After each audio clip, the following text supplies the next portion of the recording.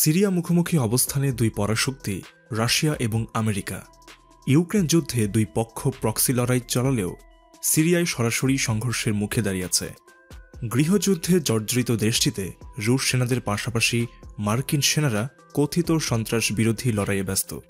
এমন প্রেক্ষাপটে সিরিয়ান ঘাঁটি থেকে যুক্তরাষ্ট্র উস্কানিমূলক আচরণ করছে বলে অভিযোগ করেছে দেশটিতে মোতায়েন রুশ সেনারা।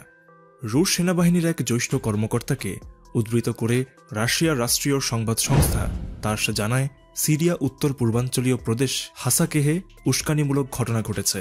এই অঞ্চলে মার্কিন বাহিনী বেশ কয়েক বছর ধরে মোতায়েন রয়েছে।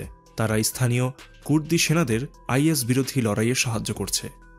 সিরিয়ায় রাশিয়ান কেন্দ্রের প্রধান রিয়ার অ্যাডমিরাল ওলেগ গুরিনভ বলেন, হাসাকেহ প্রদেশে মার্কিন সশস্ত্র বাহিনীর ইউনিটগুলোর মধ্যে উস্কানিমূলক কর্মকাণ্ড লক্ষ্য করা গেছে। রাশিয়ান পক্ষ বিষয়টি নিয়ে জোটের কাছে প্রতিবাদ জানিয়েছে। গুরনিভ বলেন, মার্কিন সেনাদের যে অঞ্চলে থাকার কথা সে অঞ্চলের বাইরে তাদের দুই দফা দেখা গেছে। তারা সেখানে রুশ বাহিনীর মুখোমুখি হয়েছিল। তবে কোন অঞ্চলে দুই দল মুখোমুখি হয়েছে তা প্রকাশ করেননি গুরনিভ। তুরস্কের সঙ্গে মিলে উত্তর সিরিয়ায় যৌথ টহল চালাচ্ছে রাশিয়া। গুরনিভ বলেন, যৌথ রুশ তুর্কি টহল চলাকালীন তথাকথিত সন্ত্রাস বিরোধী পশ্চিমা জোট পরিচালিত দুটি টহল দল আমাদের সামনে চলে আসে। আমরা এই ঘটনায় প্রতিবাদ জানিয়েছি। মার্কিন নেতৃত্বাধীন জোট প্রায় ৮ বছর আগে সিরিয়া যুদ্ধে প্রবেশ করে। সেখানে রাশিয়া ২০১৫ সালে হস্তক্ষেপ করেছিল। এরপর থেকে মস্কো সিরিয়ায় একটি স্থায়ী বিমান ও নৌঘাঁটি স্থাপন সহ সামরিক স্থাপনা শক্তিশালী করেছে। গত সপ্তাহে মার্কিন যুক্তরাষ্ট্র সিরিয়ায় একাধিক বিমান হামলা চালায়। ওয়াশিংটনের দাবি, ইরান সমর্থিত সশস্ত্র গোষ্ঠী দমনে এই অভিযান, যারা সিরিয়ায় মার্কিন ঘাঁটিতে ড্রোন হামলা চালিয়েছিল। মার্কিন কর্মকর্তারা বলেছেন, হাসাকেহ শহরে তাদের ঘাঁটিতে হামলায় এক সামরিক ঠিকাদার নিহত হয়েছেন এবং আহত হয়েছেন অনেকে। হামলা মোকাবেলা করে পাল্টা আক্রমণের ব্যবস্থা নেওয়া হয়েছে।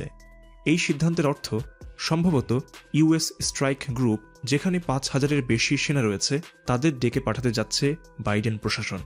এই ইউনিটটি বর্তমানে ইউরোপীয় কমান্ড অপারেশনাল এলাকায় রয়েছে। ইউএস সেন্ট্রাল কমান্ড বা সেন্টকমের মুখপাত্র কর্নেল জো বুকিনো এক বিবৃতিতে বলেন, George HW Bush career strike গ্রুপের সম্প্রসারণের পাশাপাশি ইউএসএস লেইতে Gulf, USS Delbert D, black এবং ইউএসএনএস আর্কটিক জাহাজগুলোকে ডেকে আনা হবে। এতে মধ্যপ্রাচ্যে বিভিন্ন ধরনের অপ্রীতিকর পরিস্থিতিতে প্রক্রিয়া জানাতে সক্ষম হবে সেন্টকম।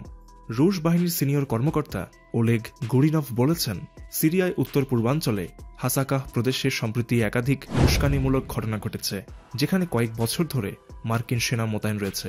স্থানীয় কুর্দি বাহিনীর সঙ্গে মিলে তারা জঙ্গি গোষ্ঠী আইএসের বিরুদ্ধে লড়াই করছে বলে দাবি করে আসছে।